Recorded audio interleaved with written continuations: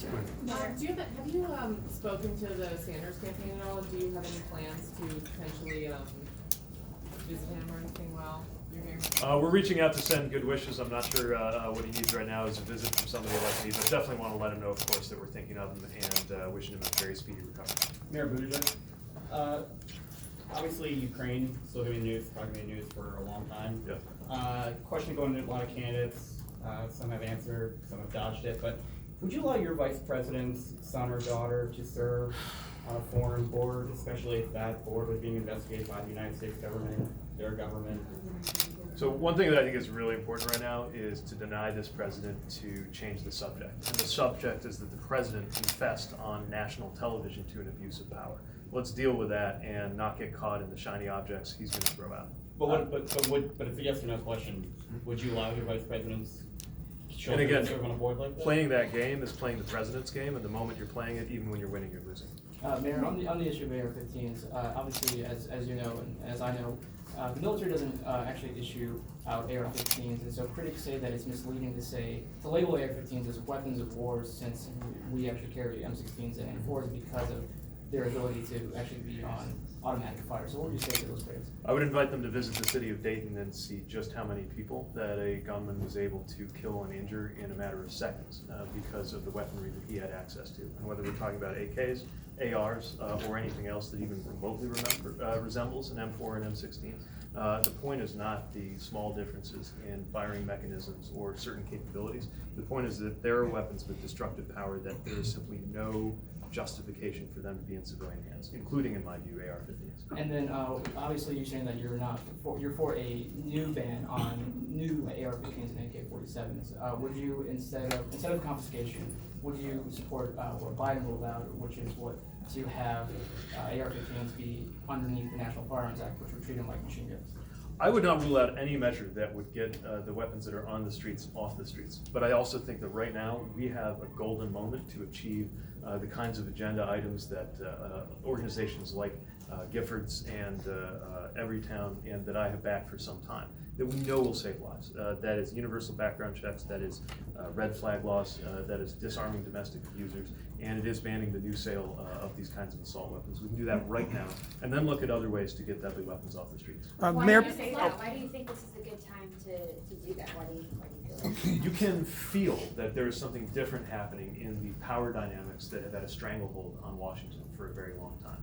Look, you got to keep asking this basic question.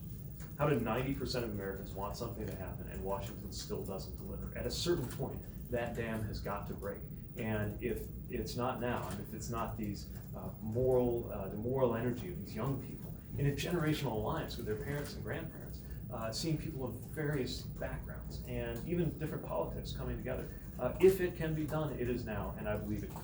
Do you think impeachment distracts from that, though? You know, you need Republicans in the Senate and the White House to ultimately get on board with something like that. So does the impeachment focus temper that? Well, the thing is, it's actually really easy because the House has already passed a lot of common sense measures, including on background checks. The bill is right there. The question is whether the Senate is willing to take it up. I don't see the Senate doing an awful lot of activity of any kind, whether it's related to impeachment or otherwise. It is shaping up to be one of the least productive legislative bodies in the world right now. I think they can handle finding a little bit of capacity to keep Americans safe from gun violence, even while preparing to deal with impeachment proceedings. Mayor Buttigieg, assuming that Senate Republicans still don't agree to any kind of background checks deal, during your first 2 years in office, what do you envision passing and becoming law in terms of gun violence prevention? You and some of the other Democrats have proposed, in addition to background checks, things like an assault weapons ban and national permit to purchase. What do you consider, in addition to background checks, your priorities on gun violence? Well, I believe all of these things are achievable, especially if we can get the Senate in Democratic hands. Look, if this Senate can act, so much the better. If it can't, then we're going to have to act when the Senate is in the right hands. And by the way, realistically, that almost certainly means the end of the filibuster. Remember, after another mass shooting, there was a majority in the Senate for common sense measures like background checks, and it was shot down due to the filibuster, a measure that I think has long outlived its usefulness to the American people. Because this is such an emotional issue, which you're well aware of, it gets people on both sides of the topic, very exciting. Do you feel you have a certain responsibility to calm the nerves of people who are very concerned and maybe oppose the general idea of what you're supporting? Well, I do think it's important for us to engage an American majority, and we've got to let people know, including a lot of gun owners, responsible gun owners, know that they're not the enemy here. And I think it's why it bears repeating again and again and again that a majority of gun owners even favor things like universal background checks, and I think we're open to ideas like licensing. So we do have to make sure that this is not just one more chapter in the culture war, but a moment where the American people can come together to save the lives, among others, of our students and children. But when you And I talk think about confiscation, which I'm sure you would say that's not what you're for, banning all guns, coming to take your guns, do you have a responsibility to calm those nerves of people who feel that way? Yeah, I think our responsibility is to let a lot of people know who might be more conservative or rural that you're not the enemy, but we're asking you to join this American majority to save lives. Would you say that the youth Do you see movement? executive action as a useful tool in putting a dent in this problem, and what limitations do you kind of feel exist around that? I know that presidents have often resorted to executive action when it feels like nothing is getting done. I have to say, though, that this is too important to be left to the whim of an individual president. And because an executive action can be reversed, and because an overwhelming majority of American people want this to get done anyway, I really feel that legislation is the best way forward. Last question. Mayor, Mr. Mayor. what distinguishes your plan from the others in the Democratic field? Well, for one thing, we're paying attention not only to the availability of guns, but to the importance of defeating hate in this country. Because when those two things combine, it is especially toxic and especially deadly. Another thing you'll see in my plan is that we're paying attention not just to the policy moves that we all know that we've got to make, at least all of us who are concerned about this issue, but also the power dynamics that have gotten in the way of these answers.